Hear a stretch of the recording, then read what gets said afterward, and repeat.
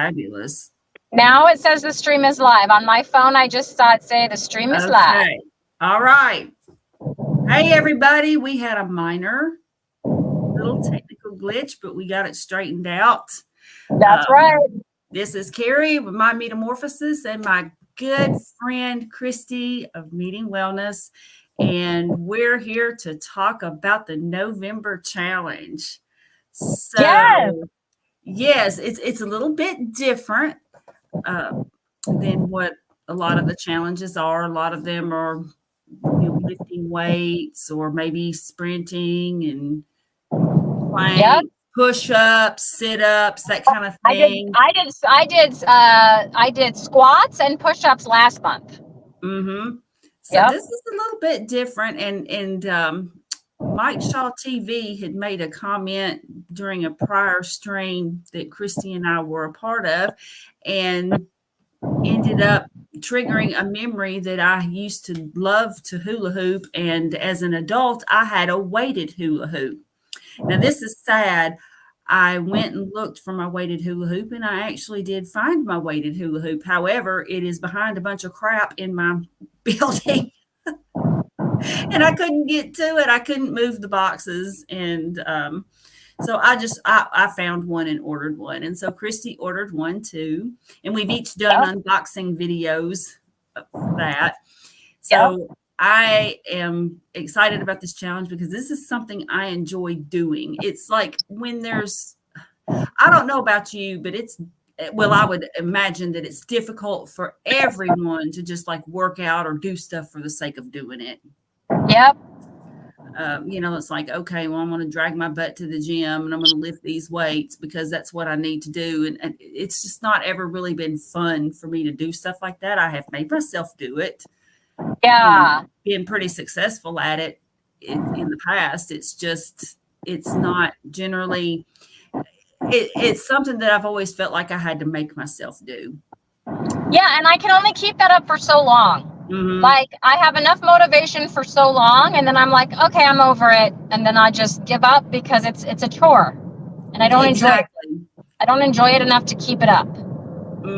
So with the hula hoop, I loved doing it, and I did it today. I have done it twice today for 2.5 minutes. Nice. Each time, and I was waiting I was working when I did it. Early this morning, I did it before working. And then during the day, I did it while a job was running.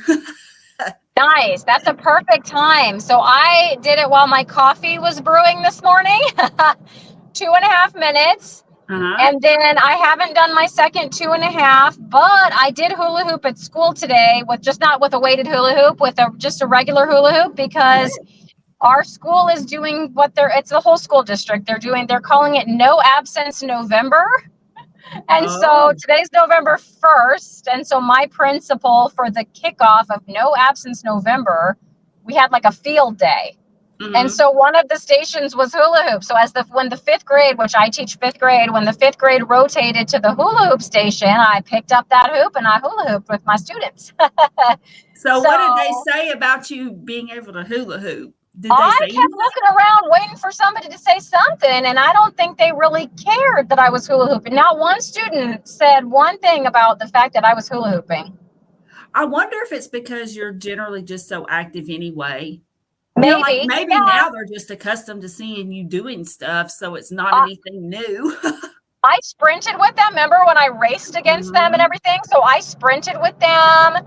So that is true. You're right, because it did kind of surprise me, because in the past when I've picked up a hula hoop, like in other previous school years, the students have like lost their minds, right? Like, what? You can hula hoop, But yeah, this class, it was just kind of like, yeah, there's our teacher. She's hooping. She's doing something again. Yeah, she's doing something again, that crazy lady. So yeah, I think you're right. I think they're accustomed to me just kind of being active and participating. Yeah, well, that's a really good thing. You're setting a great example for them. And you know what? The next teacher is going to have a challenge. They're not going to be able to be a slug. Yes, when those kids go to middle school, all those 6th grade teachers are going to have to step up their game. You sure will. That's right. That's right. So what do you think about the weighted hula hoop? Because I have some thoughts. Really, I like it, but then again, I'm accustomed to it. I mean, not that I've been doing it. I mean, I should say I knew what to expect with it because I had used one before. Okay. I've used it intermittently before the challenge, and I have not experienced any soreness with it. But Okay. that doesn't necessarily mean that you won't, or things affect people in different ways. But thus far, I haven't, and I really didn't experience any soreness with the one that I had before. Now I'm thinking that the one I had before, or the one that I still have that's covered up with junk, is heavier, a little bit heavier and a little bit thicker than this one. Okay. Interesting. Yeah. Mm-hmm. Well, I'm glad we went with the 3-pound hoop because I don't think I'm going to be sore. I don't think it's my muscles are going to be sore. But when you have 3 pounds spinning around your middle, mm-hmm. and you feel it, even though it is padded. So I'm wondering, and you're thinner than I am, so I'm wondering like how your ribs are feeling and your, like your waist where the hoop goes around. Because it wasn't like, I don't think I'm bruised or anything, not like that, not that extreme, but it's not the most comfortable for me with that weight, swinging around like that. Mm-hmm. Do you notice that as well? I think one thing too, I am long-waisted, so it doesn't really touch my ribs. Okay. Like, it's just in my waist generally. Okay. I'm short-waisted. So it definitely will come up and hit me in the, on the ribs, and it's 3 pounds, and then you get that thing spinning. When I get home, which is going to be in about 5 minutes, I'll pick it up and give it a try. But as you can see right now, I'm driving home. Yeah. But I'm about to get home. So yeah, I'll give it a try. I mean, it's not to the point that I'm not going to do it. Like, I'm not going to give up on you. And maybe I'll get accustomed to it. Maybe it's something I will get accustomed to. But it is something I noticed. And then when I picked up just the regular hula hoop, at school today, I was like, oh, okay, that's better. Yeah, this is nothing. Yeah, this is nothing. This is easy. Yeah, totally.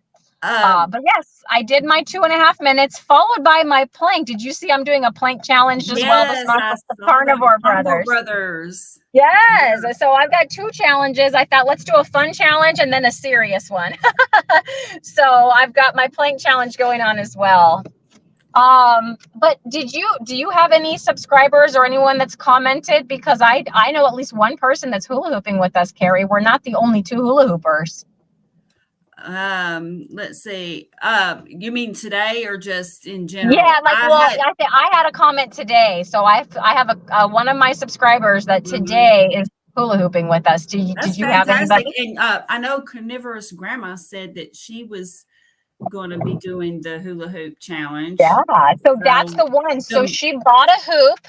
Mm-hmm. So it's not like ours. It's one of the ones where you wear the ring around your middle. Have you seen those?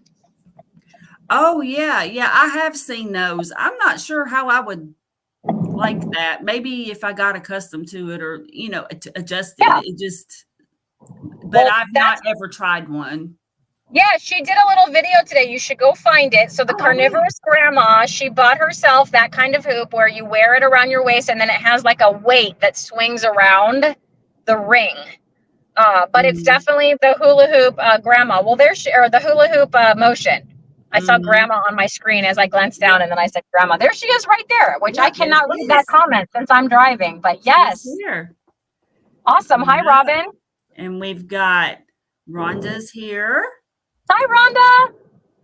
And Rhonda says, my hubby said we sold our weighted hula hoop at a garage sale, so I'll be skipping this challenge, but we'll still watch. Now, the ones that, the hoop that has the weight on it, there's a Liquidators, like this place that buys pallets and stuff. It's Nashville Liquidators, and it's a few miles from my house. And my daughter introduced me to this place, and I love it. Like, for example, they had lots of plants, seasonal plants for very good prices. And But all kinds of things, like anything from supplements to homegrown vegetables, just all kinds of things there. But they also buy pallets of merchandise. And one thing that they had was some of those hula hoops with the weight, the one that like Carnivorous Grandma was talking about with the weight that swings around. And I might see how much those are the next time we go in there, because they had a stack of them in there.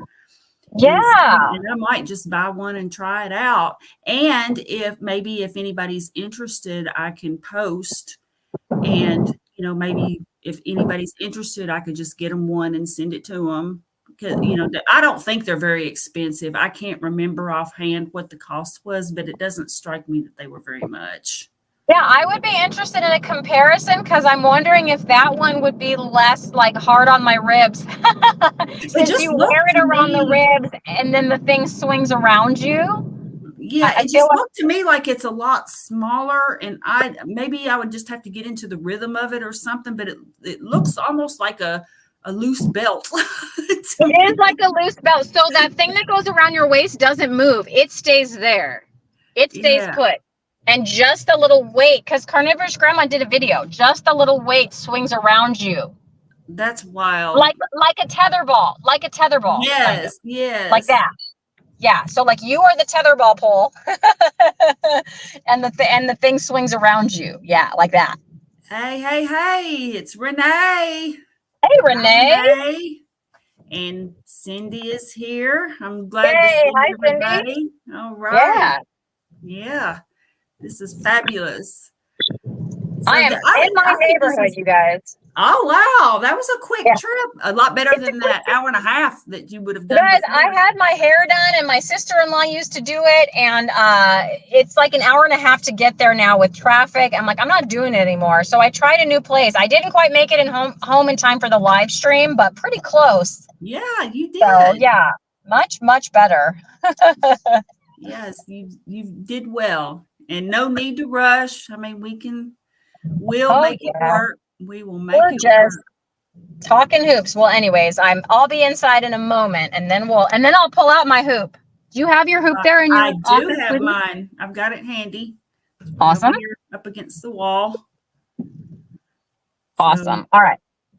Well, I am parking and walking inside, guys. So. All right. I'll be right back with you. Okay, so yeah, we'll give Christy a minute to get in the house. Yeah, sorry, that was like an extreme close-up. I'm just trying to gather my stuff. Hey, this is what we call reality right here, reality TV. It doesn't get any realer than this. I'm going to grab my hoop. Disappeared for a minute. Now you're back. Yep. Oh, there you are. Okay. Yep. There you are. Yeah. She's got her hoop. So yours, I don't know if yours is the same colors as mine. Mine has more like rainbow. It's got. You have all the rainbows? Mine are like orange. Okay. Red. Okay. And like a teal. Yeah. Okay. Green. All right. I'm going to log into my computer. But I'll still I think I can do from both the phone and the computer. I think I'll just mute. Yep. I think you can.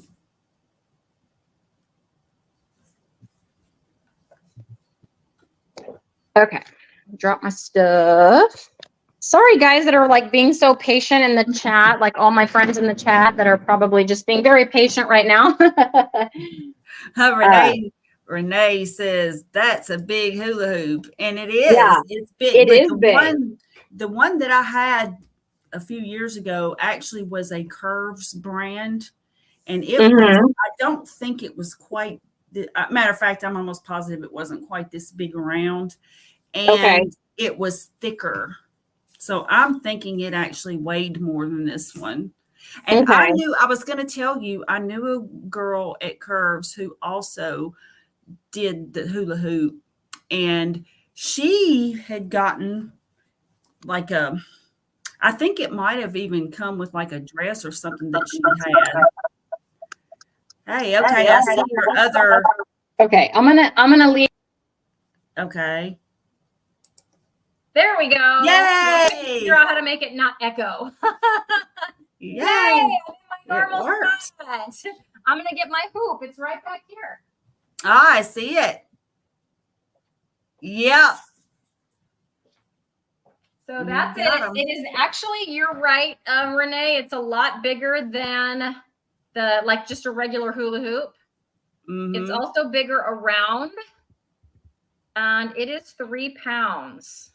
Yep, it's 3 pounds. And Renee, I love you. Aww. You're awesome. Thank you. Appreciate it. Now I can actually see the chat. Hi, everybody. That's awesome. Hi. Yeah. Yes, that's awesome. But she had a belt. It was a wide belt that she had. And I think she said it came with a dress or something, but this might give you an idea of maybe something that you could look for. And she wore it kind of like a corset type thing when she used her hula hoop. Okay. And because I think, like I said, I think the reason it doesn't make me sore is because I'm longer waisted. And so there's just a place like right in my middle where there's no bone. Right. Like it doesn't hit my hip bone and it doesn't hit my ribs. Yeah. It doesn't hit my hip bone, but yeah, the ribs, it doesn't feel the best.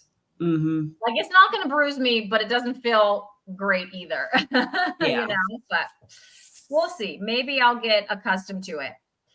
So so how did the 2.5 minutes feel? You said you did your 2.5 minutes twice? Yeah, it went pretty fast. Actually. It did go fast because I timed it. It did go pretty fast. Okay. Yeah. And I was just like, I don't know. It was like I was kind of daydreaming. And I mean, I was focused on keeping the hoop up, but at the same time, I don't know. I enjoy it. I always did, though. From the time I was a kid, I used to love to hula hoop. And yeah. I had one of the little skinny ones, and it had the little balls in it that like made a noise as it went around. Yes, that was the best. If the hula hoop didn't have that, I didn't want to use it. For sure. Aw. Yeah. So yep, it's good. So how much time are you gonna add? Like, so we're doing 2.5 minutes twice a day, which I still have to do my second 2.5. And then we were gonna add, what did we decide? I think we decided each week we would add an additional 2.5 minutes so that we worked up to 10 minutes morning, 10 minutes or just twice a day, 10 minutes twice a day. Yes, 10 minutes twice a day. But we were just going to add our 2.5 minutes. Yes, each week, about 30 seconds-ish, give or take, each day. Yep. Okay, I remember that. Okay. So, No Insanity Renee says that some girls had some that lit up. Uh-oh. What? We might have to. I did not. No, it was either just sound or no sound. Lit up. Anybody else in the comments? Hula hoops that lit up. That is lit. Yeah, I'd like to have one that lights up, sort of like cosmic bowling, only with hula hoops. Yes, you could hula hoop in the dark, and then there you go. Cosmic hooping. That could be a new sport. You heard it here, folks. Yes, cosmic hula hoop. It'll be in the Olympics in Los Angeles 2028. Well, I mean, what is it? Curling's in the Olympics, so why not? Why not? Cosmic hula hoop. We just have to come up with a scoring system. It can't be any worse than tennis. Tennis scoring system, 15, 30, 45. Random numbers. Yeah. So I was trying to click on comments like I'm in control here. I'm not in control here, but hi, Rhonda. I was trying to click on Rhonda's comment that said she's doing the plank challenge with me. She did a video this morning of herself doing a plank. I think she's better at it than I am. She was fantastic. Sharon has one that lights up, but she says she can't hula. You can't hula. Well, that's just a shame. But I want the light up hula hoop. I did not know that was a thing. I didn't see one that lit up, but how did I get to 48 and like not know that hula hoops can light up? Seriously. Of course, here's the thing though. the ones that light up, I'm not sure how that would work because these are padded. Yeah. Where would they stick the lights and how would that work? I mean, Yeah, I don't think a weighted hula hoop can be a light up hula hoop. I mean, it's possible, I suppose. I'm not an engineer, but that's true. So I'm sure somebody could design it. I, the hula hoop expert, the self-proclaimed hula hoop expert, have declared. She says it's not weighted, so it's just a hula hoop. Well, now I'm going to go find that on Amazon because that's amazing. All right. Yep. She says it's not weighted. Not weighted. Well, hey, guess what? I say if a person wants to hoop, it doesn't matter what hoop they have. That's right. Use what you got. Use the hoop you have. It was the same thing. Last month when I was doing squats, I had people say, well, I want to do squats, but I can't do 100. I said, then don't do 100. Like, you don't have to do 100.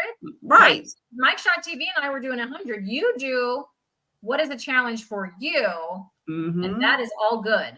So and I think as long as you have improvement, you know, is you keep going and you just go at your pace and it'll be, you know, some action and activity and improvement is better than none. So whether you have a weighted hoop or not, whether you can hoop for 30 seconds, a minute, 2 minutes, however long, just do it. Oh my God. Okay, Renee, you have an old tire. Well, use your tire. Matter of fact, you could paint it. Renee, you just paint your tire. The tractor tire. This I gotta see. Yeah, that's what I'm thinking. Yeah, you just. And yeah, she could paint it rainbow like ours, right? She could paint it. Nobody would ever know. No. That's funny. Hey, Robin did. All right, Robin did 5 minutes today. Robin, will you let me know about that hoop you got, the one, because I think it would be less hard on my ribs, but let me know just by watching you, because I saw your video. Your hoop is not you know, it fits a little tighter around the waist and then it has that weight that swings around. And I feel like it might not be as, you know, because this one, as it goes around, it's pretty heavy. So every time it comes around, it like punches me in the ribs.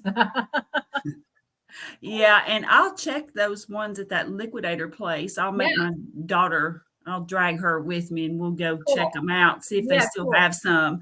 They had quite a stack of them. And I'm thinking they were like maybe $10 or $15 a piece. Okay. That's what I'm thinking, roughly that price, but I don't know. And then another thing, though, they run sales on their items too. So if we see any out there, I can just post. And if anybody is interested, I can pick some up and then just send them to, you know, just for the cost of sending them, you know, just to whoever wants one. That's super nice of you. Yeah. So Robin's going to send me an email because you know how in the chat you only have like 200 characters. So she's going to email me about that hoop and let me know. So Renee's going to do the challenge with her tire. Get that tire and you just hoop away. That's hilarious. Yeah. And Carnivorous Grandma is going to send you an email. Well, okay, Renee, I want to see, you're going to have to post a video or something of you with your tire. Yeah, video proof. And I know she knows how because I saw her on a live stream the other day. Oh, she knows how. So Renee, let's go. Oh, no. There's no LOL. No. You got to do it now. You started it. You brought it up, Renee. So you got to do it now. Maybe you can find a bicycle tire. Go to your shed and dig around and see if you've got a bicycle in there. That might work. Or a tube. Actually, it would be the inner tube, wouldn't it? Like, don't they have, I don't know. Do they have tubes? The inner tube. It'd be like the inner tube in there. Yeah. Bicycle tires do. Yes. You can paint that. We can get creative. So I've been meaning to ask you, Carrie, how's your other exercise going? So I know you're walking, but you know, it's like shorter walks because of the way shorter. You know. So that part, and I go again in the evening. And I'm gonna say not every day, but some days I go in the evening. It's just more difficult for multiple reasons, and perhaps that's excuses. But a lot of times, if I don't log off before it gets dark, I'll just be like, I'm not going, and so I don't. Yeah. So, however, time is getting ready to change. Yeah. So I'll be able to get a walk in early again. Yeah, in the morning is when you like to do it. It's just so much better for my frame of mind. I mean, a little bit of a walk in the dark is, I guess, is better than nothing. But then there's traffic, and you have to be really careful, because it's later in the morning, so there's more people out and about, but it's dark. You got to watch for cars, and just it's not as relaxing and everything as it was when it got light earlier. So I'm hoping that, but my one thing that is one of my saving graces is meditation. My meditation gets my head right. Okay, so you're still doing that? I am, and I recommend anyone who is interested in guided meditation, check out Dr. Joe Dispenza. There are videos on YouTube. I have the premium version of YouTube, so there's no commercials. So I can listen to the ones that he's got out there on YouTube, and there's just no interruption then. But it's a guided meditation with breathing and visualization, focus, that kind of thing. And it's just, I am not going to sit here and say that I am perfect at meditation. I know I squirm, my mind wanders, but I have gotten a lot better about saying, if like, say I've got to pay the light bill today, just as an example. If I start thinking about that, no, don't think about that. We're relaxing right now. So I put myself back on track. Yeah. And that comes more naturally to me now to do that. Yeah. I was actually surprised when I asked you about that before, and you told me it was like a half an hour. Yeah. 35 minutes. Say meditation. I'm thinking, okay, 5 minutes, 10 minutes. Tops. When you said it was that long, like, I don't think I could sit there for 35 minutes and not think about paying my light bill. Yeah. And you just work through it. I mean, boy, when I first started, my mind was squirrel, squirrel, squirrel. It was terrible. ADHD? Oh my God. Yeah, it wouldn't surprise me. It really wouldn't. And then just gradually, and I look forward to it every morning. But one thing I learned quickly is I have to feed my cat first. He recommends that you do it as soon as you wake up, but there are actually two things I have to do first. I have to use the bathroom, and then I have to feed the cat. And then I can go back and relax. I lay down. Sometimes I sit up, but I find it's easier for me to relax if I'm laying down. Okay. And so that's what I do. And I have my palms up and just laying there, and then I just visualize, and it's just, it's really good. But there are several different ones. Now, there are some that he's got that are like an hour. Some are even longer than that. Yeah. I've done the hour-long ones before, like if I've had a day that has felt kind of stressful or just whatever, I have done, there's one that he's got that's like, I think it's like 55 minutes, and I would do it before bed, and it just helps me to relax and just calm down and, just refocus, recalibrate. Yeah. I never thought in a million years that I would be a meditator. And then I read his book. He's got several books. And let's see, what is it? Oh, goodness. Crud. My favorite one is something, Breaking the Habit of Being Yourself. That is a fabulous book. And he goes into like how using meditation and visualization helps you to where you can heal, where you can overcome addictions, whether it's food or just whatever. There are lots of ways that you can use your mind and focus. And he goes into science, like neuroscience and stuff like that. So I really highly recommend you check him out. It's not just like The Secret woo-woo kind of stuff. He was in The Secret, but it's not goes into so much more, and it just makes so much sense when you read it, and then when you just start doing it. And I thought, well, what can it hurt for me to try? If I don't like it, I don't have to keep doing it. Yeah. So you don't find that in the morning? Because I can understand after a day, I can understand it relaxing you at night. What I worry about is in the morning being too relaxed to be able to get up and get moving for the day. You don't have that problem? The guided meditations are different in their pace and tone and like how you breathe and that kind of thing. So like the one that you do in the morning is one that gets you ready for the day. So it's not one where you're slowly breathing and, relax. It's not like that. Whereas the one in the evening is a calmer meditation. Yeah, that's so there are different ones. And he's even got a walking meditation, which I would really like to try that. I just typically don't wear headphones when I walk. I really enjoy walking really early in the morning and just listening to the birds and, just kind of just absorbing the atmosphere around me. Yeah. So I generally do not wear headphones, but I might try to do a walking meditation and see how that works. Yeah, my problem is all the phones, they're like wireless now with the headphones, and my only headphones I have are wired. So I have exactly. I have earbuds, but they're wired. So like I think 2 generations of phones that I've had now, it has to be wireless or nothing.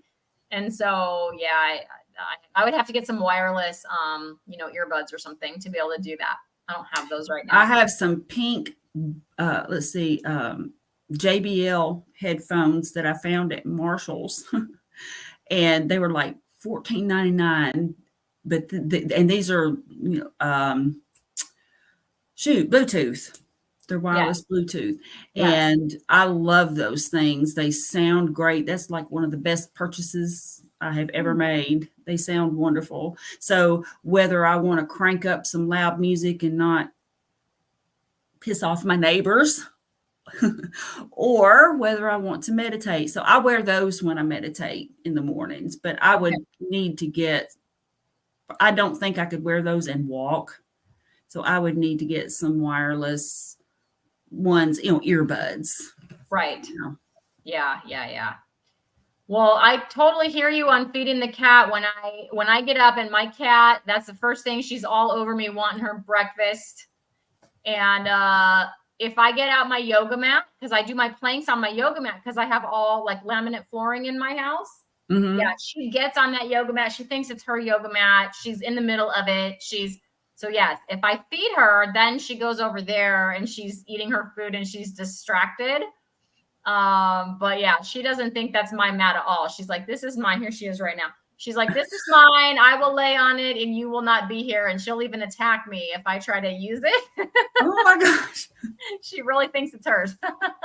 Oh, my cat will walk on me, nudge me, smack me. I mean, if I haven't fed him yet, he'll do all of that. Like he's like, excuse me, you forgot something. Yeah. Hello? I'm hungry here. Breakfast, you heard of it?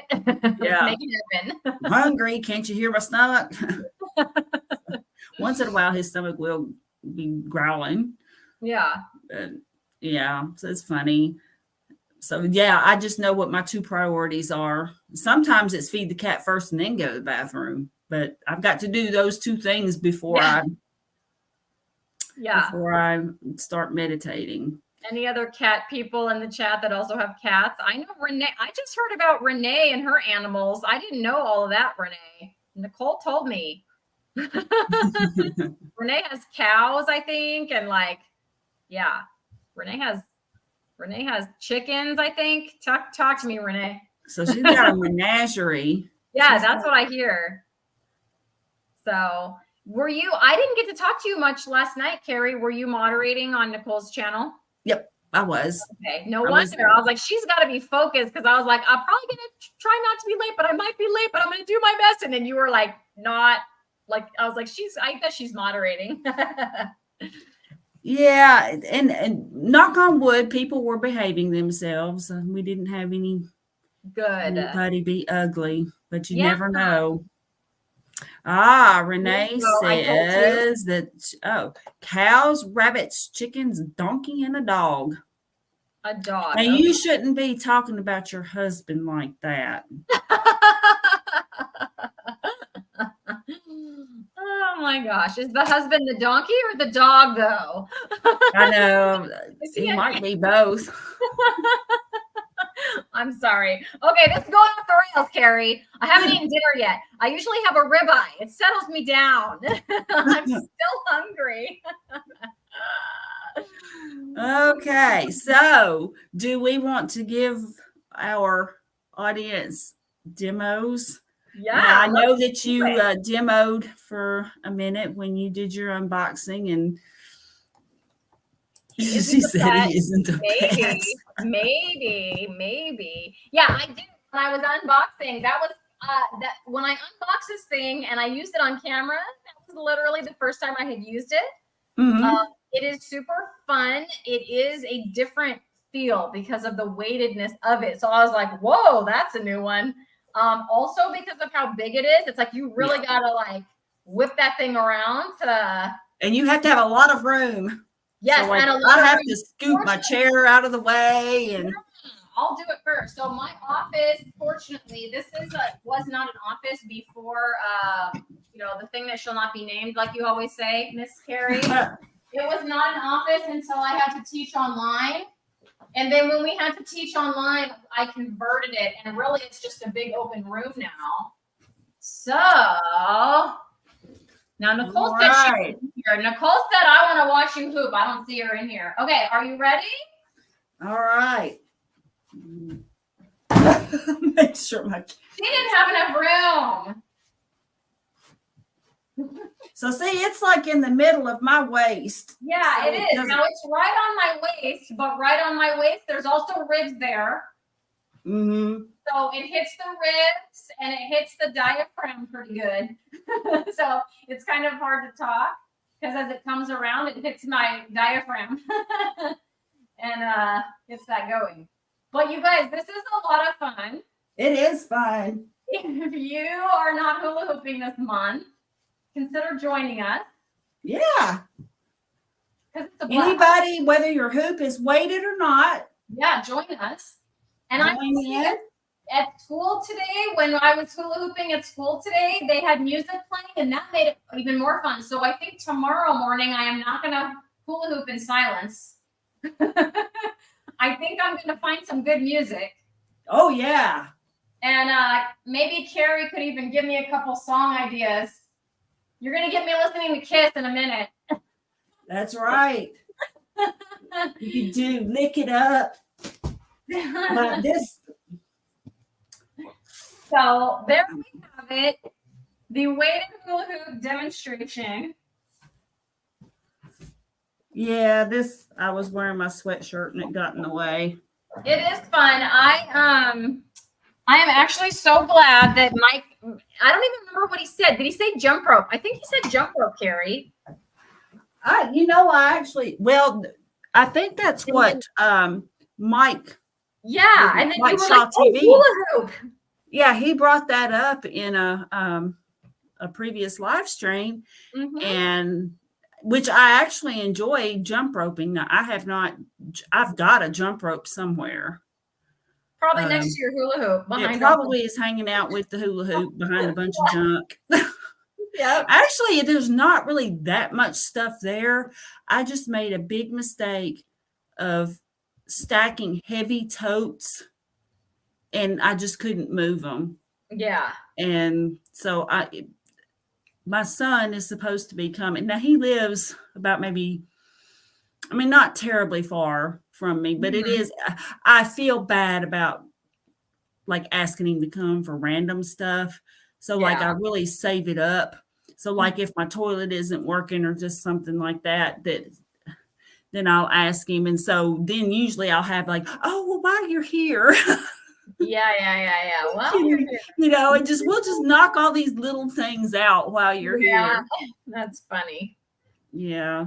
Well, anyways, I'm pretty sure Mike Shaw TV said jump rope, and then for some reason that sparked your hula hoop idea. And I'm so glad because I was looking for a fun, more of a fun. I did the sprinting, I did the squats and push-ups. I am doing planks, but this is fun. It is. And I can fit it in too. Like I said, there was a job that was running. Yeah. And so generally it depends on what the job is, but a lot of times I can't do anything else while it's running.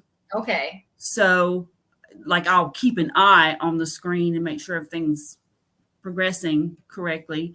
But then, so I was able to hula hoop. And the same is true though if I do my planks or do my squats and those things, push-ups. Okay. Yeah. I'll just fit them in between, like, or just whenever I have a moment where I can, think, oh, okay, well, I'll do a plank, Yeah. So are you still doing planks? Like, are you going to be planking with us in November? I'll plank with you in November. I still do them. Awesome. So the first plank I did for the video demonstration purposes, I did not have a mirror. And I don't know if you saw that video with the Carnivore Brothers, but like it's one of their sons and the other one's nephew. He's 14. Mm-hmm. He does a lot of calisthenics. So he was there. So he was like telling them about their form. Well, I didn't have anybody in the room with me and I don't have a mirror in this room. So yeah, I was a little piked, but I was a little bit piked in the pike position. It didn't feel like that to me. I felt almost sway back. But yeah, upon video replay, my booty was too high. So I got to fix that. So when I fixed that, oh man, the time was like, I think I got 40 seconds this morning. So my starting plank is 40 seconds. And then he showed like a second, oh, hi, Susan. He showed a second form that I've never seen before. Ooh, holy shoulders. Like you get up way up on your toes and you get up on your hands like a push-up position. And then you get way up on your toes and you lean into those shoulders. And wow. That's like a second level. So I'm like, I might try that, but like, I got to do the regular. Build up to that one. Build up. That's what I said. I said, holy shoulders when I saw him do that. Mm-hmm. So I think, I'm going to build up to that one. So maybe if I can get a full minute and try to keep my body position right, I will try the shoulder. It's a challenge to keep the body position right. It really is. Like I average, I mean, it's anywhere between generally between 50 seconds and maybe a little over a minute, just depending. But I'm constantly monitoring. And I'm like you though, I don't have a mirror. Like I don't have a full length mirror anywhere where I can look to check my form. Yeah. So I'm really just kind of going by feel as I'm doing it. Now I've done planks like where my daughter could see or something, and then she would tell me, but I'm going by feel. Yeah. And I was going by feel and I thought I was good. And then I looked at the video and I was like, oh, it's tough. Really good. So I think what I'll do now, since I don't have at that point I was filming myself. So I couldn't see myself but now I'm not going to actually film myself. But I think if I put my phone on the tripod, like down on the ground where I'm at, and then put it in selfie mode so I can see myself, then maybe I can check my own form. So I'm going to maybe try that. 16 seconds is amazing, Robin. You're not wrong. They are not easy. They are. Yeah, they are hard. Yeah.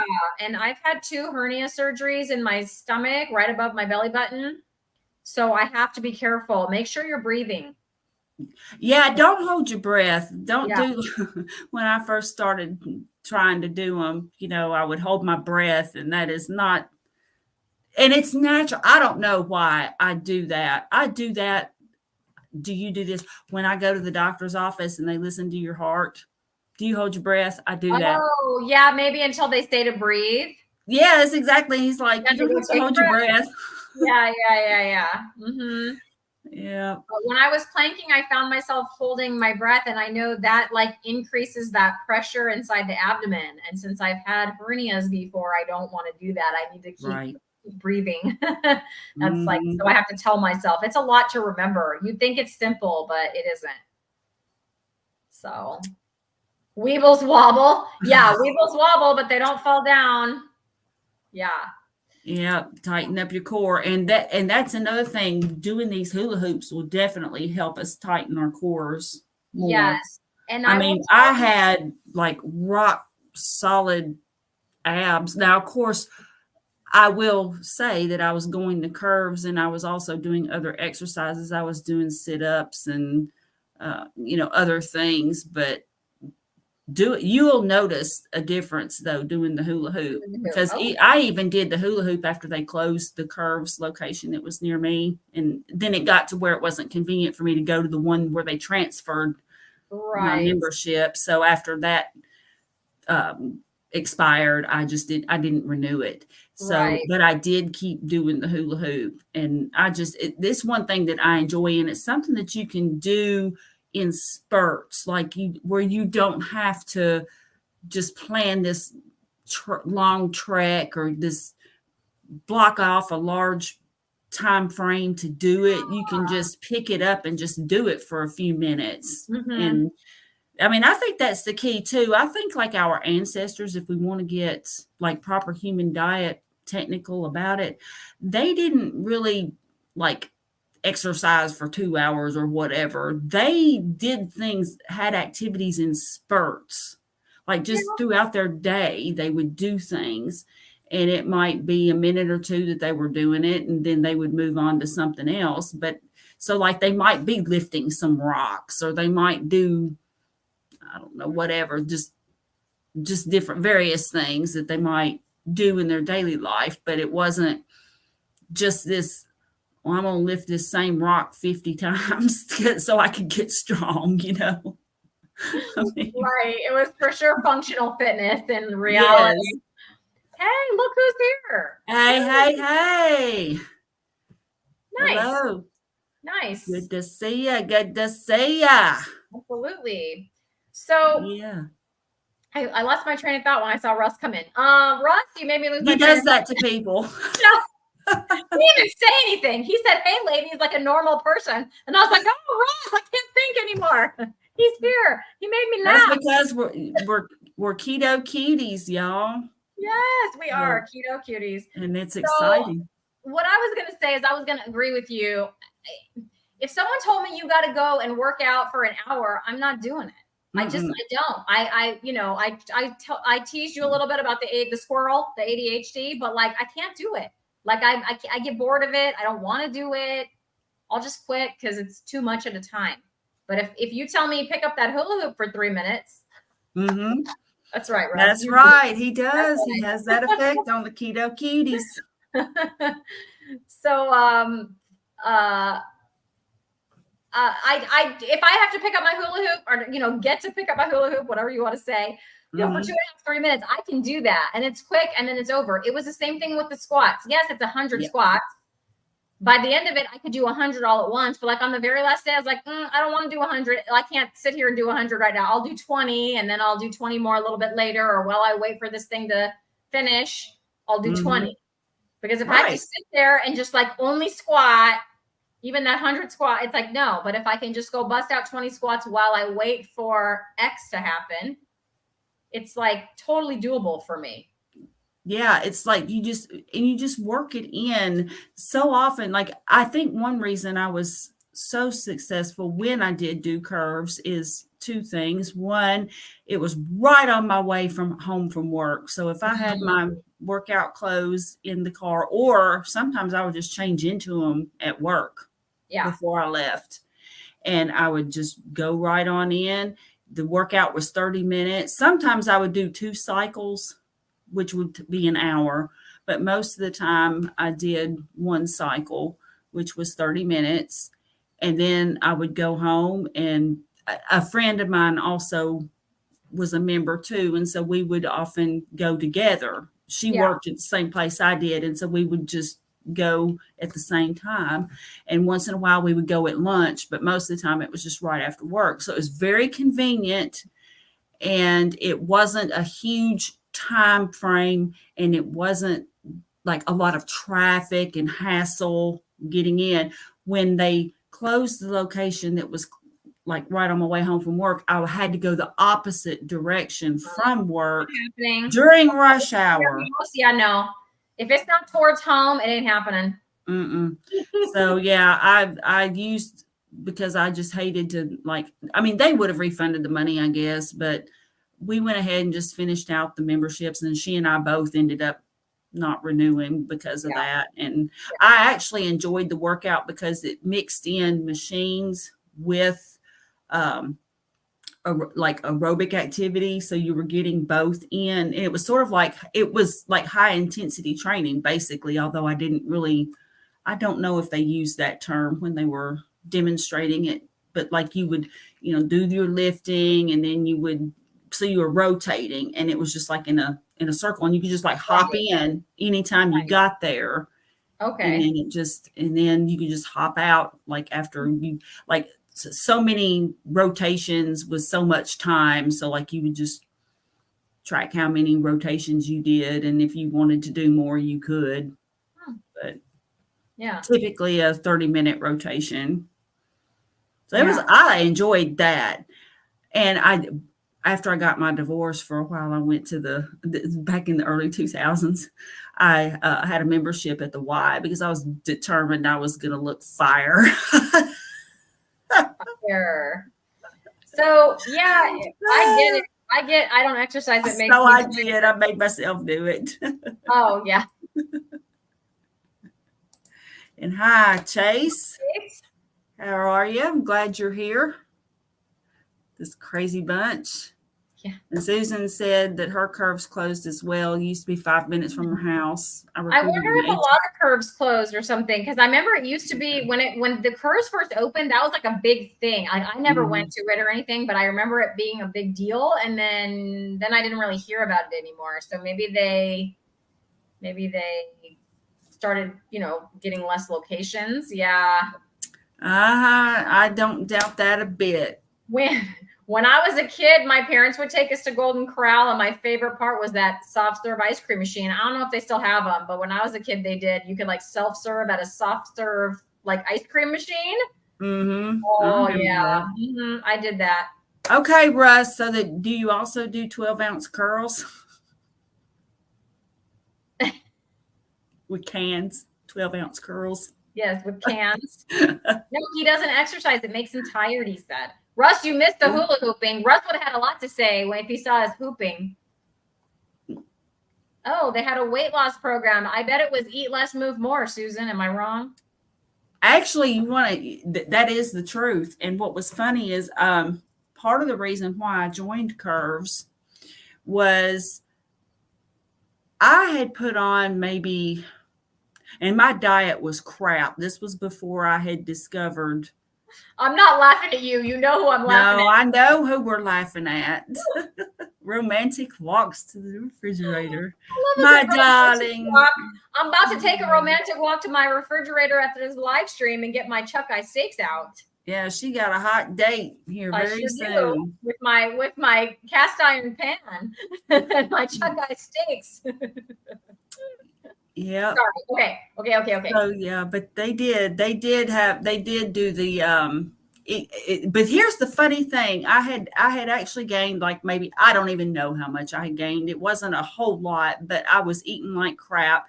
And it was right after my 40th birthday. Well, actually it was for my 40th birthday. We were going to go somewhere, and I went to put my favorite jeans on, and I couldn't get them on. And that was the first time in my life that I had ever like experienced any kind of like a oh crap moment about my weight. And so I was like, okay. And I had no clue. Okay. So I was like, okay. And my friend, my coworker, she had been wanting to lose weight and get into exercise too. So I was like, well, let's, they've got this curves down here, blah, blah. So we joined. And so I cut out the junk food. I mean, I ate like no junk food. Now I was not vegetarian, but there were a lot of salads, and I ate meat. I wasn't consciously avoiding fatty meat. It was but I just ate meat and vegetables. And so I did lose weight. So I've still got a paper. I found it. I'll see if I can, if I remember where I saw it. I'll show it to y'all at some point, but it showed where I had lost weight, and they were surprised. They said, nobody ever loses weight like this. And I don't know, I guess it was just because I was just eating the meat and vegetables. Yeah. Because I really wasn't eating much in the way of breads or anything like that. Yeah, because Susan says high fiber. She's saying it was high fiber. Yeah. And I did not eat the high fiber, but they did like they each week they would, this was before everything went digital and stuff, but they would give you like a little paper, you would be weighed and all this, and they would just track your progress. And I think I lost something like 20 pounds or something, but they were like, nobody ever loses this fast. And Yeah. and but here's part of me was thinking, well, duh, you just don't eat junk food and work out. I mean, that's and I know it's not that simple. My metabolism, I have a very weird metabolism anyway. Yeah. And very weird eating habits. But I was, my diet was terrible back then. I mean, it was like just junk. It was awful. And so I decided that I wasn't gonna. I'll have to find some pictures. You can see where I don't think, like, people, for one thing, they never really, I knew that I was bigger because I couldn't fit into my favorite jeans, for example. But because I'm 5'9", it wasn't as obvious to other people as it was to me. More. Yeah, yeah. But you could tell my face was fuller and kind of puffy and stuff. So I know I could tell. I'll have to find some old pictures and maybe post them or something. And like I said, it's not that I lost a ton of weight, but it was just, at the time that happened, it was just, I was just like, well, yeah, you just don't eat junk food and work out. I had no clue that it was so hard for other people. And that was just what they told you to do. Now, granted, they always told you it should work. The grains and stuff. Yeah. And I've never been a huge bread eater anyway. My weakness was always potatoes. I've heard you say that a time or two. Oh, yeah. Or 3. Yeah. The Curves cookbook, Susan says there was a Curves cookbook. Wow. Oh, there you go, Russ. Oh, sorry, you just went back. Yeah, Russ, there you go. Renee has an tire you can use to hula hoop with. Do we want to show Russ our hula hooping skills again, or so that he can see them? I mean, they're pretty insane. I don't know. She'll paint it for you, Russ. She will paint that tire for you, and you'll have a tire you can use to hoop with. I've been on diets like that before. I didn't do any of that. All I did was just not eat junk food. That's all I did. Trying to trick your metabolism. I remember diets like that. So like not at Curves, but for sure. It was like you ate for like, in fact, the one I saw is like you ate 800 calories a day for like 2 weeks. And then you upped it to 1,200. Woo, 1,200. So many for like a week. And then you'd go back down. Hip, hip, hooray. 3 cheers for the blood. Man, I know. That's a strange Achilles heel to have, but that is mine. And so when Thanksgiving and Christmas roll around, I am going to have some mashed potatoes, and I'm going to have some sweet potatoes. I still will not have bread because I can't do bread. Yeah. And I won't have any kind of seed oils or anything like that, but I will allow and I won't have like stuffing or anything like that, but I will allow myself a little bit of sweet potatoes and a little bit of mashed potatoes, and I will not bring any home because otherwise I will. I think that is just fine. I don't know what food is going to be at our Thanksgiving, but I do know my mom is getting our turkey. It was funny because she called it a grass-fed turkey. I'm like, I'm pretty sure it's not a grass-fed turkey. I'm pretty sure, though, it's like the same farm that we're getting our grass-fed beef from. Oh, like free range, I guess. But it's like a free-range turkey. Yes. So we're actually doing our first like free-range turkey. Yes, Russ. You know what's funny? I bet your spare tire's up here. My spare tire is a little bit lower. So is it called a spare tire? Yeah, hold up, I ain't painting nothing. Yep, because it's got to be like this. It's got to be rainbow. Yes, we have to be matchy. Rainbow hoop. Matchy. Face down, eating mashed potatoes. Yeah. So I understand, man. Mashed potatoes, my Achilles heel, and then a close second is sweet potatoes. I never liked the sweet potatoes. I tried. I've liked some sweet potato fries before. Certain ones, you know. Oh, but my sweet potatoes always, and my regular potatoes always have tons of butter. Now I've always put real butter on. That'll do it right there. But no, I do love a good mashed potato. But sweet potatoes, I just never. I don't know. I never really. Like I said, I've had a few good sweet potato fries that I've liked, but it's not a temptation for me. So here, he says it's practically carnivore. Carnivore. Let's see. So cheese, heavy cream, and butter. That's 3 out of 5 ingredients. 60% carnivore right there. Yep. Yeah. Perfect, Susan. Oh Lord, yes. Tell us about it, Russ. I understand about the challenge called Everyday Life. Russ, you missed the beginning of this live stream, which I was late for, and I was driving my butt home because I didn't schedule my life correctly. And Carrie was so gracious. She said, just take your time. Yeah, we just roll with it. Home and yep.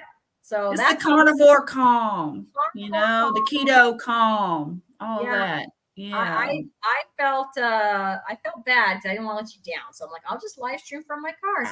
You ain't gonna let me down. We would work it out. We would make it work. And we did. We are making it work. Yeah, planks are hard. Going back to Robin. Robin, man, she held that plank for, what did she say? 16 seconds. That's pretty good. Mm-hmm. I gotta beat 40 tomorrow, so we'll see if I can. Yes, that might be part of the reason why. And I don't have a huge sweet tooth. However, and that is another thing, because I won't eat dessert at Thanksgiving either. So that will be my dessert. That'll be my sweet. I don't even like pumpkin pie anyways. It's like, doesn't even tempt me. So. Oh, I used to like pumpkin pie, and I only ate it like at Christmas or Thanksgiving when I did eat it, but I haven't had it in a long time. It's been years since I've had any. The most recent dessert I had was a sliver of cheesecake. I remember you talking about that. Yeah. But everything else, I mean, I ate all meat, but then I was like, and some cheese. They had like a charcuterie thing too. And so I ate a snacked then, and then I saw that cheesecake over there. And so I ate some, and then they offered it. We'll just take the rest home. I was like, Oh, no, can't do that.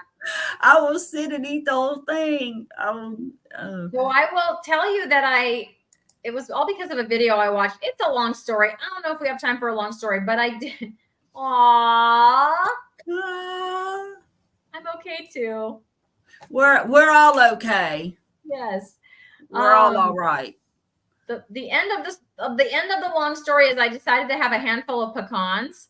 So I did that. And pecans used to be like, that was like the thing on keto that, like, when I was on keto, I would eat the pecans, and then it was like, now I got have another handful, and now another handful, right? Because it's so bingeable.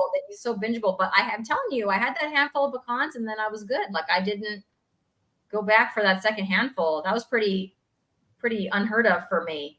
That's like kind of the first thing I've really like eaten. I mean, besides my chocolate element, okay, I do that every day in my coffee. That doesn't count. Yeah. I mean, the first thing that I got rid of, like I didn't do pecans anymore because it was too bingeable for me. But yeah, I went and had that handful of pecans, and I didn't binge. I was like and I didn't feel like binging. It wasn't that I didn't binge because I was like white knuckling it. I'm not going to do it. Like, I had my handful of pecans and I was good, and then I moved on. And I think what Nicole talks about with the food freedom, that I really appreciate and like her philosophy on that. Mm-hmm. Yeah. Because people white knuckling it through things it doesn't get it. Just like what we were talking about with exercise too. I mean, the trick with exercise is find something you enjoy, and then you'll just do it. Like, I love going on walks. I like going on hikes, except for the ones where my friend James is trying to kill me. You don't, yeah, no thanks. Oh my gosh, that one. But I'm proud of myself because a year ago I couldn't do it. And then I did do that same hike. But when I lost my sunglasses and he was like, "Oh, you want to go back?" No, do not. Those sunglasses, somebody will use them, that I'm sure that they'll find a home. I'll be fine. So yeah, but the food freedom and just knowing, for one thing, I don't care who you are. I'm just going to venture to say that nobody is perfect. Nobody follows the diet absolutely 100% perfectly. I just don't believe anybody does. And now I'm very consistent. If I veer off plan, it is intentionally. Yeah. But I do on occasion weigh the options, and I will be like, okay, I will veer off the plan. And then if something makes me feel miserable after I do it, then I'm like, okay, I'm not going to veer off of my plan in that way again. I will maybe veer off in another way, but not with this particular item. And that has served me well. I don't veer off plan often, but on occasion I do. And that's just my philosophy with it. Now, I also realize that I'm not the typical person in that I don't think for one thing, it's never been about weight for me. Even going low carb, it was for diabetes. Yeah. Yeah, totally. And to prevent it. I didn't even have it yet. Right. It's more just overall health and trying to prevent that from happening. You have that in your family, I think you said? Oh, my mother. And here's the thing, man. My mother was so anti-pharmaceutical, anti-doctor almost, just natural remedies, whatever. Like the whole time I was a kid and when I was well into adulthood. And then when she found out she was diabetic, I don't know how they talked to her or convinced her or whatever. They told her to make her believe that as long as you take enough insulin, you can eat what you want. Yeah. And that's exactly what she did. And she required more and more insulin, and she got bigger and bigger. And then she got to where she couldn't do the things that she used to do. She couldn't go to the shows like she used to go to. And I get my love of music from both of my parents, but my mother especially enjoyed going to shows. And she got to where she couldn't do that anymore. She had heart problems and, ended up passing of congestive heart failure. Wow. And it was just, so she never had anything chopped off, but her quality of life was just terrible. I mean, she couldn't do anything. So it was just really, and when I saw her going downhill that way, I was just like, I know I don't want to end up with diabetes. And my grandfather had it, but it was controlled with diet. Right. Yes. Totally different time, right? Yeah. I actually controlled my gestational diabetes when I was expecting my daughter back in the 80s with diet as well. They actually had given me a booklet and explained that I should not eat white foods like bread, sugar, potatoes, that I need to eat meat and vegetables. That was what they told me to eat. Right.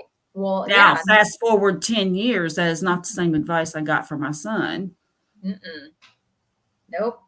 That's insane. It's insane, the shift, like how that even happened. I know if you look at Robin's comment, she says, OMG, that's what they tell diabetics. It's absolutely insane. Eat what you want and take insulin. Yes, that is what they do. Angry face. Yeah. And my mother fell for it for whatever reason. And I guess maybe because it was, but the thing is, she was I just don't know what changed her mind. I really don't.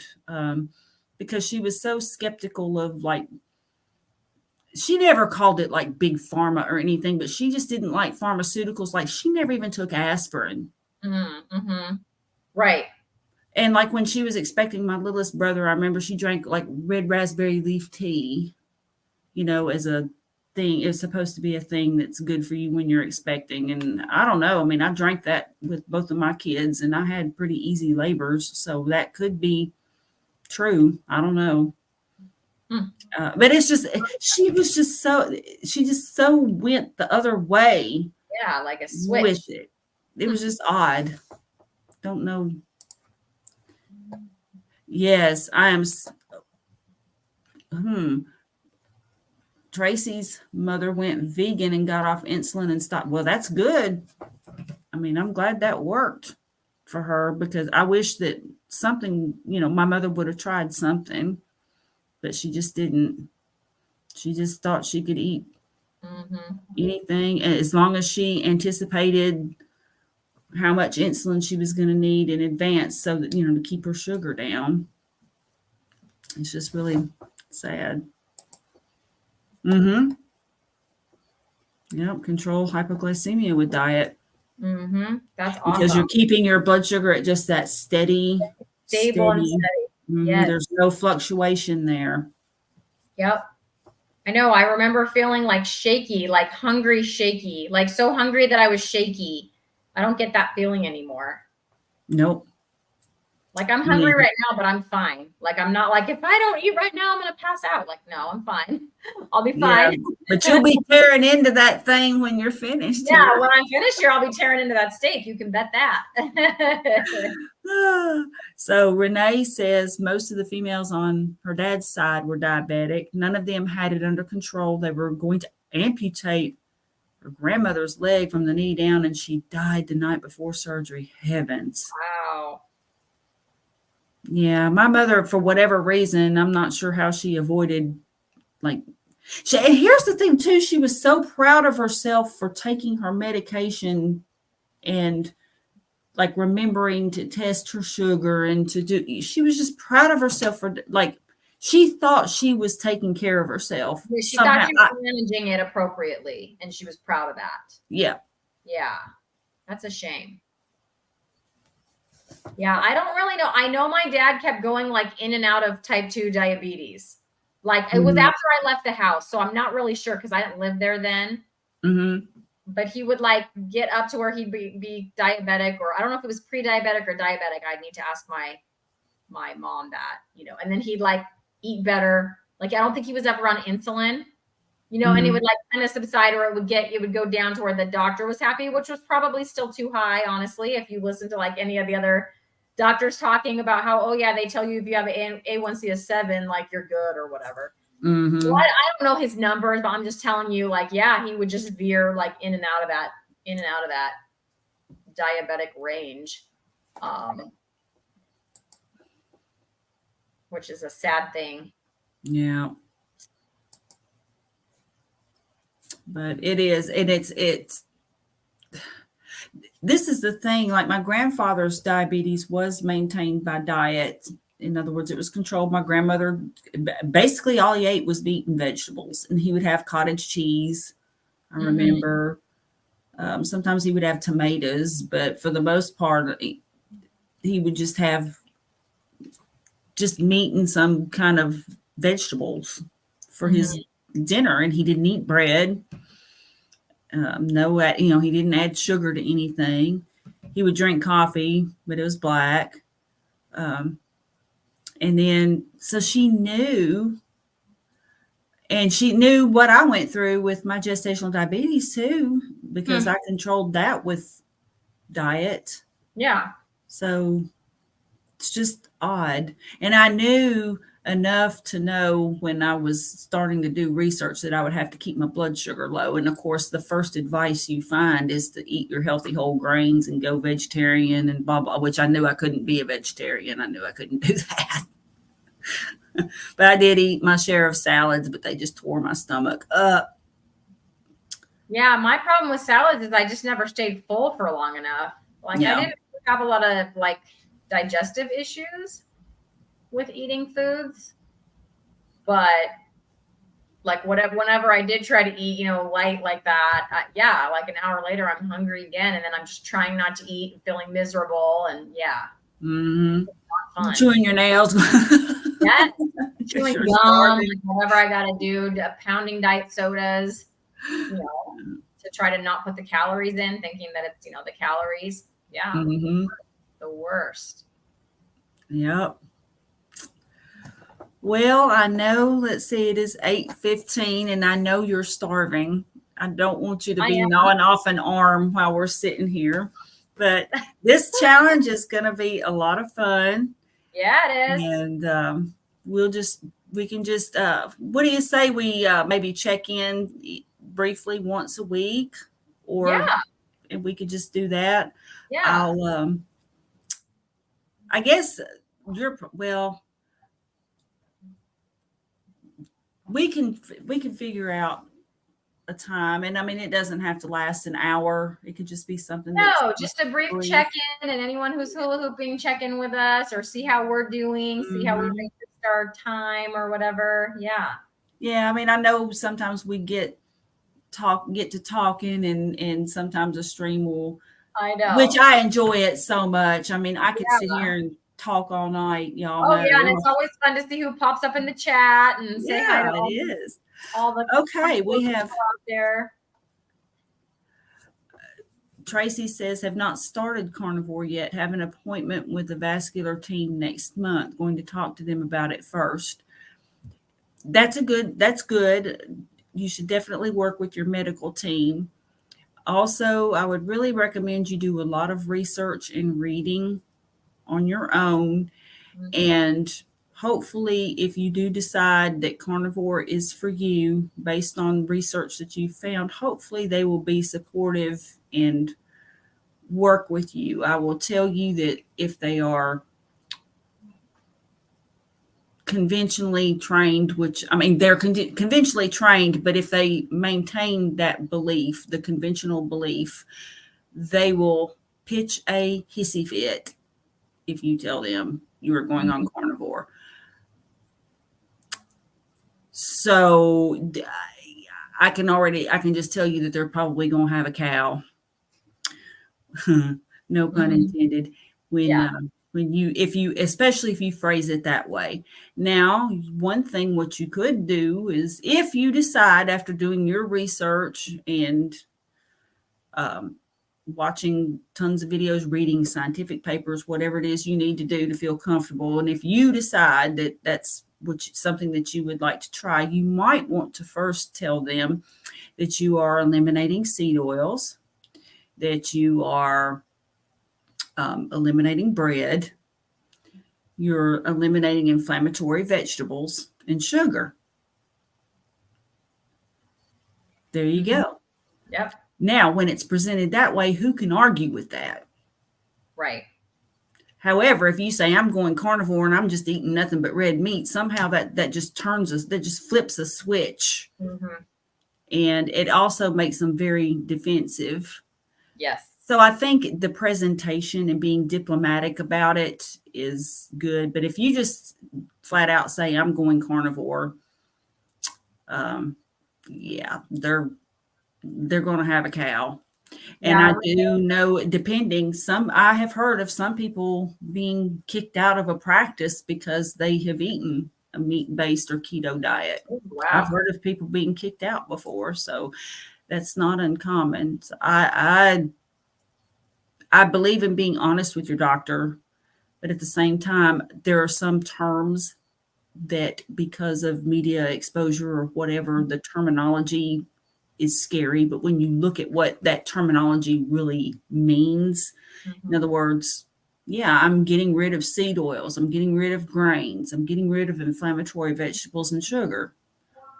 I mean, if somebody really argues with that, I mean, and they might say, are you going to eat meat? And I would never tell somebody to actually lie. So if they ask you if you're eating meat, tell them the truth. But it's a delicate situation to be in. And I know that, like, Dr. Berry, for example, has a lot of people who ask, like, where can I find a doctor like you? And I know that they've tried to compile lists online of doctors who support a low carb lifestyle. And so that might be something to look into if your doctor has a hissy fit, which I, there again, think that they probably would. Yeah, my doctor had a major hissy fit, and there is one doctor I found on dietdoctor.com, which is where you can, one of the websites, one doctor that takes my insurance, and I just need to call that office and see if she's taking new patients. Because my doctor had a major hissy fit when she saw my cholesterol numbers. Well, she had a mini stroke, like Renee said. Renee likes to tell the doctors, she likes to see the mini strokes. Yeah, when she goes, wait, so are you eating meat or fatty meat? And I said fatty meat, and yeah, the mini stroke occurred at that minute when I said fatty meat. Yeah, then my cholesterol came back, and she told me I either need to change my diet or go on a statin. That was like, that's a big nopers. Yeah, nope and nope.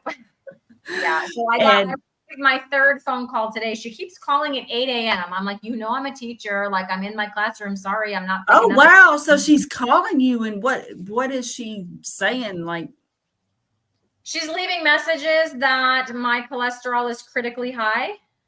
Yeah.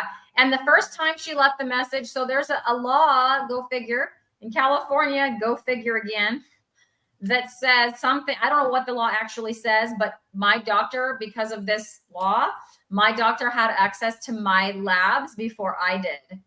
And it's got to be some kind of time release thing, because I went to Quest. Quest was the lab that my insurance, sent me to. And so my Quest sent the numbers to my doctor. So she had access to the numbers, to which she immediately picked up her phone and called me, but told me no numbers. Just, I think she assumed I could see them. I don't fault her for this, because she said, I hope you've seen them. I'm like, I can't see them. I'm locked out of them. And it said, if you live in, California, and then I don't remember the two other states, California, some other state, and some other state, your results may be delayed due to, basically legal reasons. I'm paraphrasing.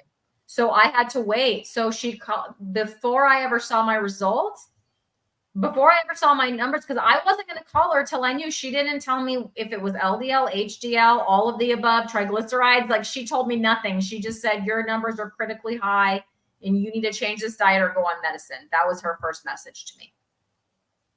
Thank you, Russ. Yes. Did you know, Russ, that on Monday I did go and have some extra blood work done after this happened to me? I'll talk about that in a minute. But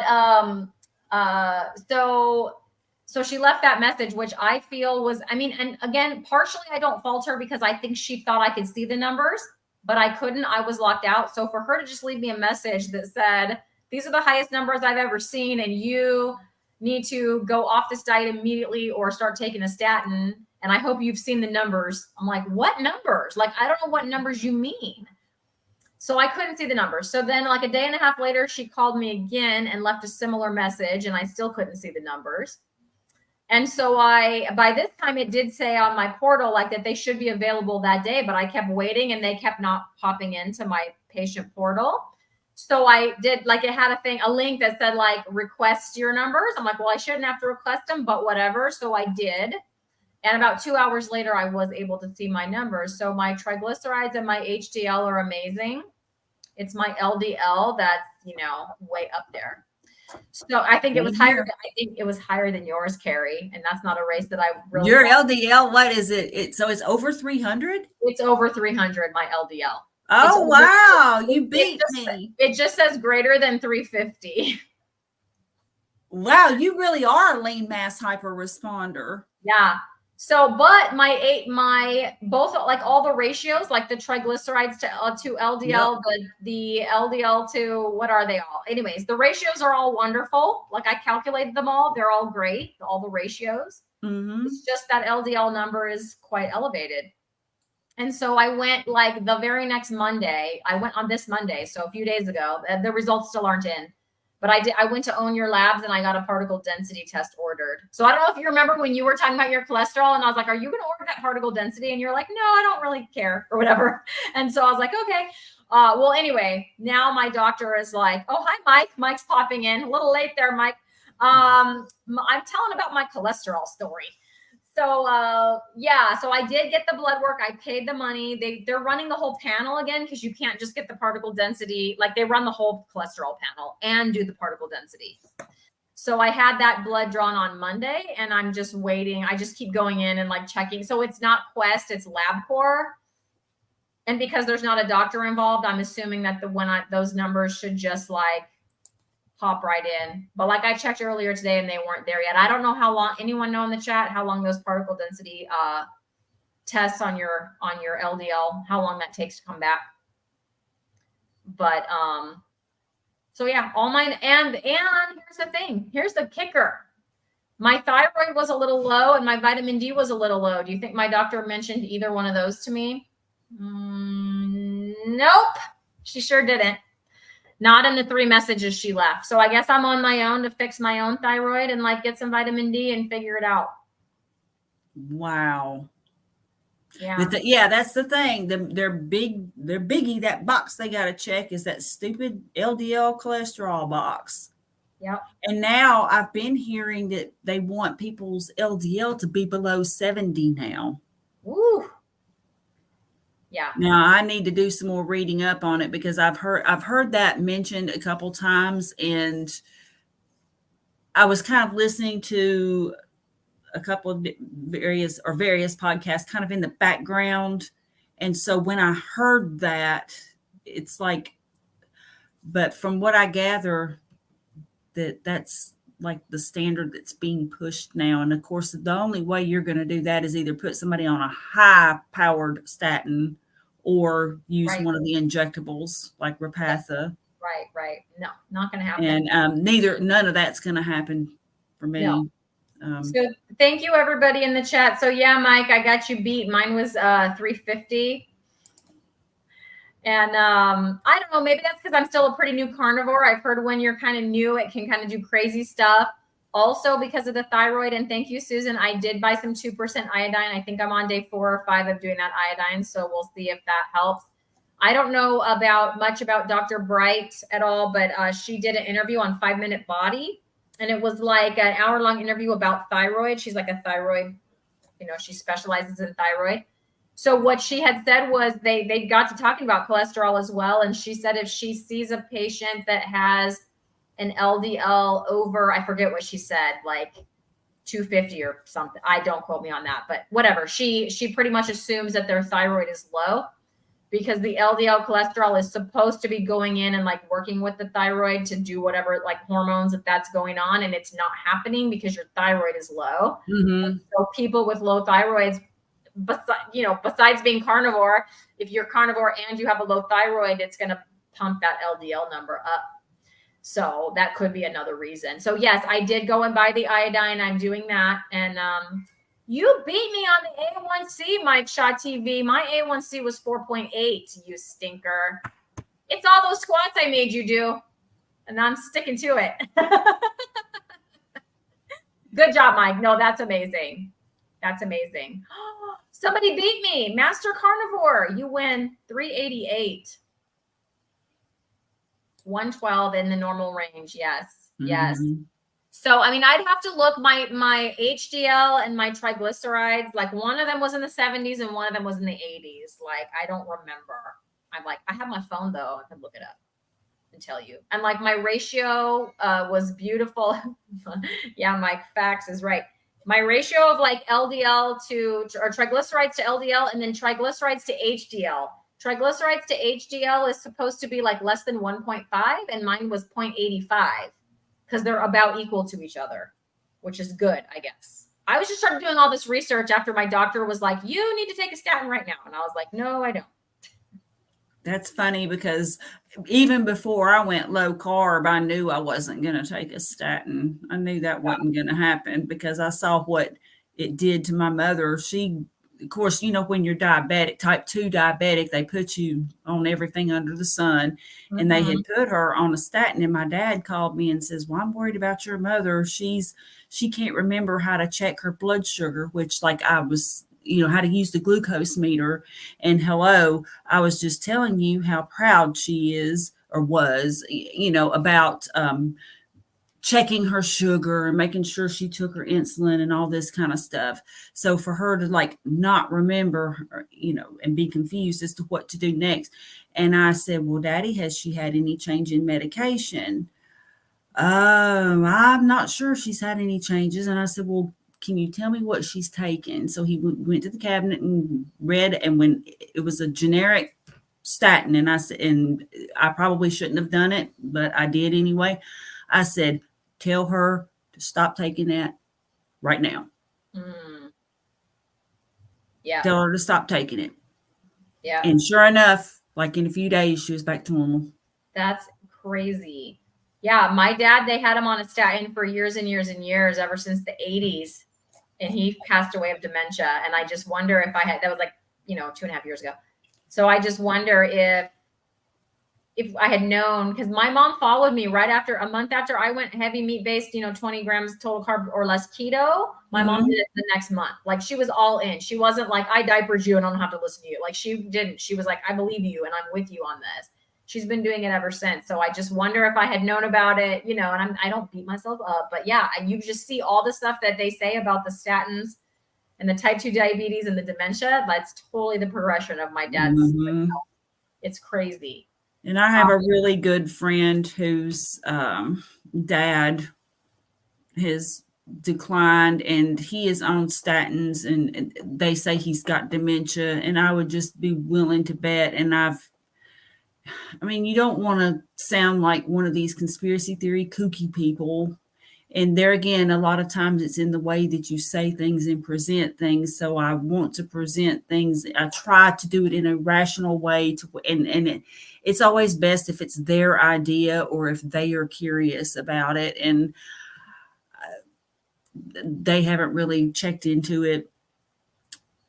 So apparently they just don't think that, that would have anything to do with it. But now he's in assisted living, and it's just going down from there. He's got lots of health problems now. And I just think once you ever get on one medicine, then that's it. You're done for. It's the gateway drug, and then you're taking medicine to cover up symptoms. This symptom and that problem. Yeah. Oh, this causes your blood sugar to go up, and statins do, and especially in women. That's another thing. They cause, and I can't believe that they put diabetic women on statins, but they do. Yeah, that's crazy. A little while back, Tracy was asking, and I think maybe was asking why the medical community is so against carnivore. So that's why I started bringing up my blood work, because this is why if they're traditionally trained and they're still, they're still holding that belief, as you said earlier, Carrie, they're very afraid of that cholesterol number. So my doctor is 100% convinced that this is the way I'm eating is killing me, that I'm going to have a heart attack any second because of this high cholesterol number that I have. So I think that's one. Also, my doctor, I think she's like in her late 50s. In age. And like I said, she asked me, are you talking about that you eat meat or fatty meat? And when I said fatty meat, it was she didn't say it, but it was all over her face. Like, that's horrible. Because they believe that the fat is what's the saturated fat in there is what's bad, and that red meat's going to be causing cancer and things like that. So I really think, based on my experience, I didn't know, I haven't seen my doctor since I started eating this way, but yeah. She was very, very concerned. She wasn't preachy about it, but she was very against it and very concerned and very negative towards it. And then when she saw these cholesterol numbers, she's called me 3 times in I don't know, however many days it's been, a week, and left me 3 messages. I called her back once and I told her I would deal with it with diet. Yeah. So my HDL cholesterol, for those of you that want to know, was 84. Oh, fabulous. Yeah. And my triglycerides were 72. Yep. Fabulous. You have a less than like, I think like a 0.9 ratio. Yeah. Basically. It was like a 0.85 when I pulled out my calculator. So that was good, quick math in your head there, Carrie. Yeah. So, all of that is amazing, but then and then all my numbers are green, like everything, all the blood, like they took 5 vials, like whatever, everything they did was green, but my thyroid And then like my vitamin D, which I know how to fix the vitamin D. That's not a problem. But like, I don't like, I know the iodine. And so I was watching the iodine stuff. You know, I got that already. I'm already doing that, you know, but it's like, I don't know what these numbers mean. Like how low is low? Like how low is my low? I don't know. And then like, she didn't test T3 and T4. She only tested T4. The T4 was normal, but it's the TSH, whatever that is off. That's red. You know what, Christy? You might want to look into getting Common Sense Labs. Yeah. I had ordered it. I've got a hard copy of it. And if I understand correctly, that you can also get it on Kindle now. Yes. And it is a great reference. I think I'm going to order it on Kindle. What it explains to me, because that's what I want to know. So I see this number and I see what the range is, right? I see the reference range, and then it'll explain it, and it'll explain like, why you get these tests, like why they matter. It's really good. So it's not just saying, oh, well, you need to get your thyroid labs checked. It identifies which specific tests and why you need them. It's just really it's an excellent resource. And because I've done so much reading on low carb and blood work and just all that stuff. I mean, I've been doing this for the most part since 2015. And I didn't really know that book would help me any, but it is a great resource, and it explains things in layman's terms to where people can actually understand it. Yeah. And it also gives you the codes, the ICD codes that you need for billing. So like if your doctor says that, you know, now granted, that doesn't necessarily mean that the insurance company will pay for it, because like in my case, they didn't pay for my vitamin D or my fasting insulin, which I signed a paper there just saying, oh, fine, I'll pay it. But then the next time I'm not even going to ask them to run it. I'll just get it done through Common Sense Labs. Now that I know that I'm not going to like fight the insurance and all that. I'll just get it through Common Sense Labs and forget it. You know, I don't even know how much they're going to send me a bill, I think. But the last statement that I got, unless the doctor's office resubmitted, but the last statement that I had gotten, I'd gotten like a notice from the insurance, and it said that there were, you know, the two tests that they weren't going to pay for. Right. So Sharon asked me, I put it in the chat because I didn't want to interrupt you, Carrie. She asked if my TSH was high. Like, I don't even know what that means, TSH, but yes.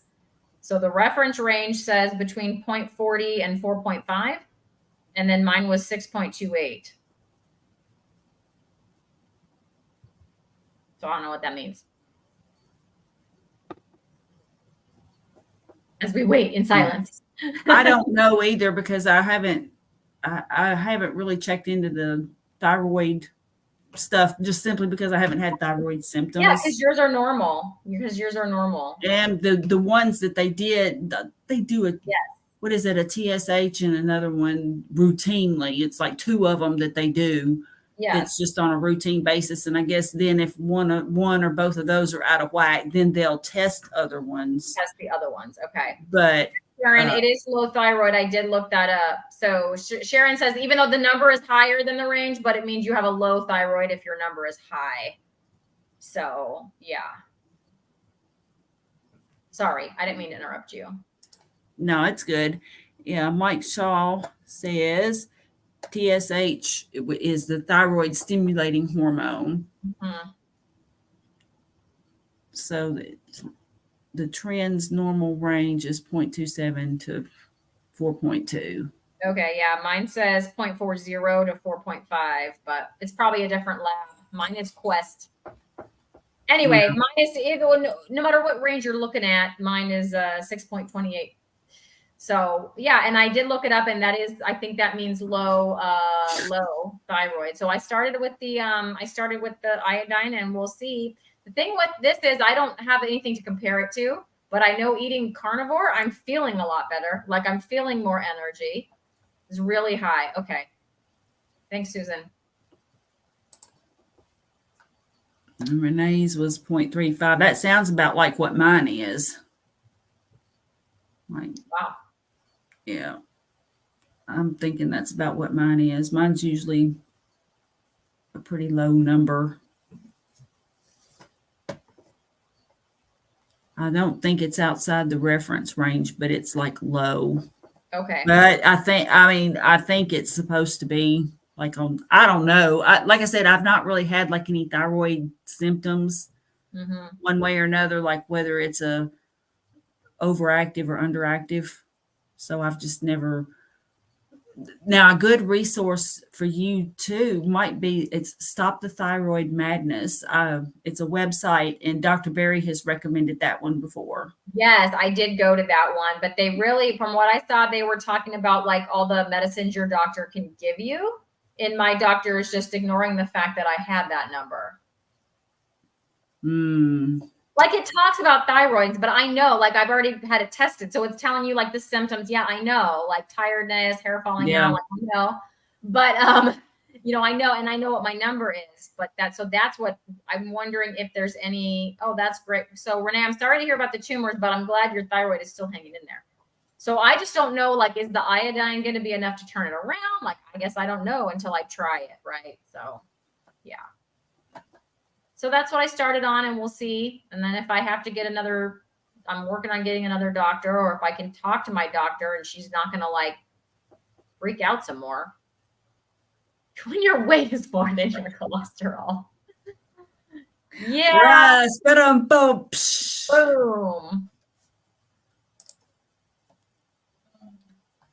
That's awesome, Mike. Yeah, my fasting glucose, I think I had a little Dawn effect going on.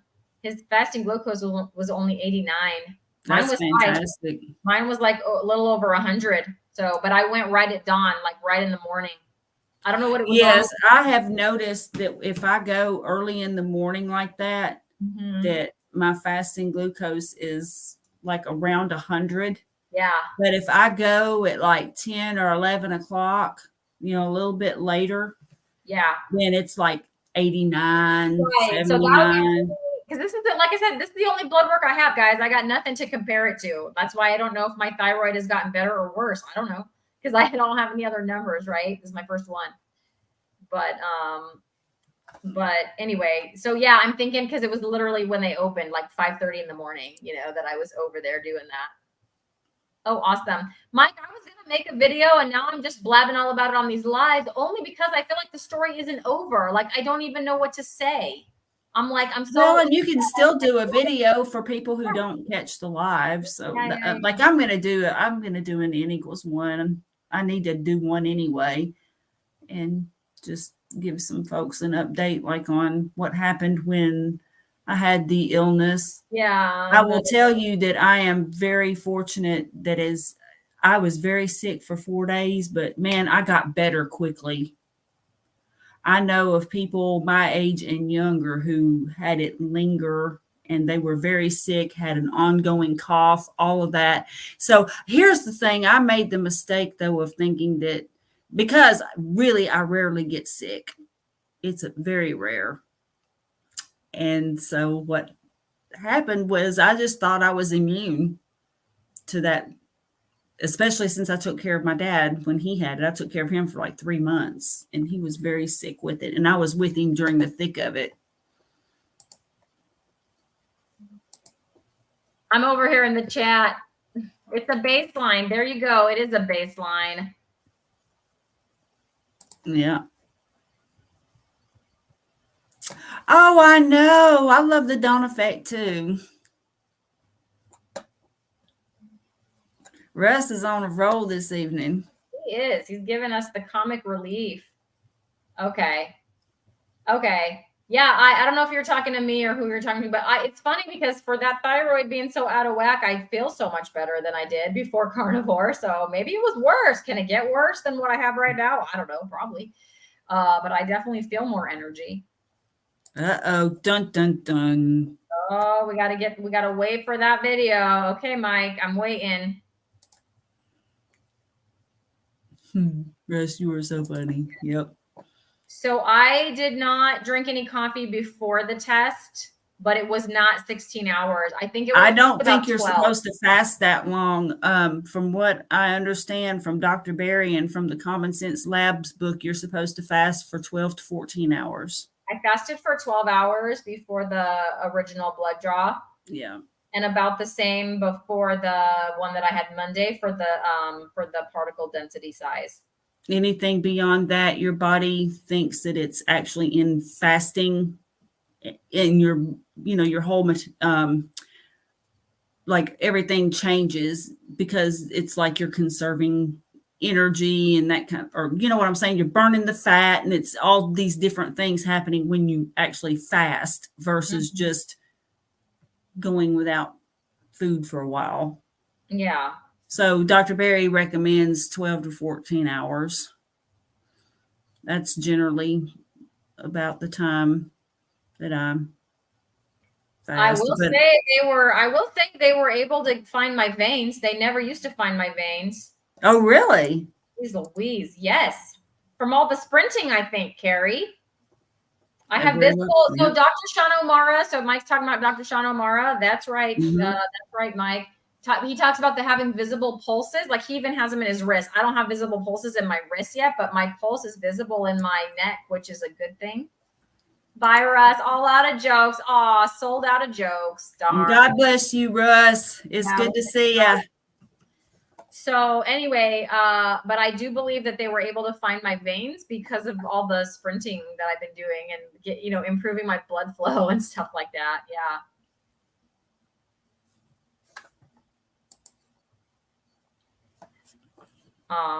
Sorry to hear about that. Is that, so you were talking about your feet and having that like neuropathy, Mike? Does it go along with that? Ooh, that's awesome, B-Dog. Sprinting on the bike. Okay. That's awesome. B-Dog added bike sprinting to his, to November for the November fitness stuff. Sorry, I'm just waiting for Mike to answer because I know he had some neuropathy in his foot or leg and he was going to try the ketones. Based on the interview that I did with the RV carnivore, he took exogenous ketones and had a lot of, sorry, B-Dog, her. I know I said his and I was like, no, I mean her. B-Dog is a her. Okay, same foot though. Okay. So anyways, the RV carnivore, Greg, was recommending exogenous ketones because he had a pretty major stroke and really helped with some of those symptoms after. So Mike was going to try those to see if it actually helped with the neuropathy. B-Dog, I know. And I know you've talked about it before. And I'm sorry, it just slipped right out because it just seems like a male. I swear people are thinking Snoop Dogg when they see that. It's just it's just this association in your brain about the D-O-G-G. Yeah. I think that's what it is. So anyways, B-Dog, she has been sprinting on her bike. My left quadricep, I think I pulled it, so I haven't been sprinting lately, but it's not going to stop me from doing planks or hula hoops this month. Yeah, what up, dog? Yep. Exactly. All right, you guys. Well, I know Christy is getting hungry, even though she's not necessarily about ready to chew her arm off. No, and I'm not going to pass out or anything. She's probably ready to have that hot date with the steak. Yeah, I got a hot date with a chuck eye steak, not ribeye tonight, chuck eye tonight. That's all right. That's all right. That's all right. So I'm so glad that everybody joined us tonight. Yep. And I look forward to the hula hoop challenge. And like I said, anybody can join. You do not have to have a weighted hula hoop. It does not have to be painted pretty colors. You can even use an inner tube, Renee. Whatever you got, Renee. So just use what you've got. And you all take care. It was great to see you. No worries, Mike. I was just teasing you before. He's apologizing for being late. No worries, Mike. No worries. Better late than never. Yep. Better late than never. All right. Well, we'll see you guys again soon. We'll be scheduling an update, and everybody can just check in with us, and we'll give our update, and you all can join in. So we'll let you know when that is. So you all talk to you later. Bye-bye. Bye, everybody.